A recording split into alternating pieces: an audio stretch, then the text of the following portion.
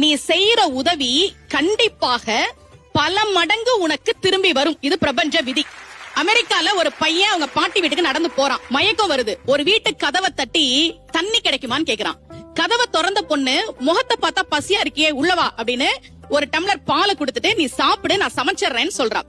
இல்ல இந்த பால் போதும் நான் கிளம்புறேன்னு சொல்லிட்டு அந்த பையன் கிளம்பிட்டான். பல வருடங்கள் கழித்து அந்த ஊர்ல ஒரு பெரிய நோய் பரவுது. மருத்துவமனைக்கு நிறைய பேர் சிகிச்சைக்கு வராங்க. ஒரு பெண் வர்றாங்க, நோய் முற்றி போய் வராங்க.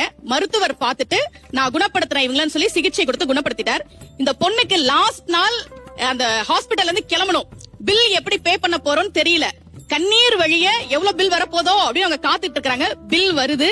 அதுல எழுதியிருந்த வாக்கியம் உண்மையாக அமெரிக்காவில் நடந்தது. இந்த மருத்துவ சிகிச்சைக்கான பணம் பல வருடங்களுக்கு முன்பாகவே ஒரு டம்ளர் பாலாக எனக்கு தரப்பட்டு விட்டது. இப்படிக்கு மருத்துவர் ஹோவர்ட் கெல்லி என்று எழுதப்பட்டிருந்தது. அதனாலதான் நமக்கு உதவி செய்ன்னு சொன்னாங்க.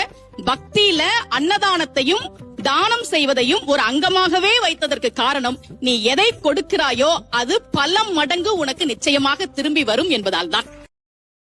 Download ShareChat.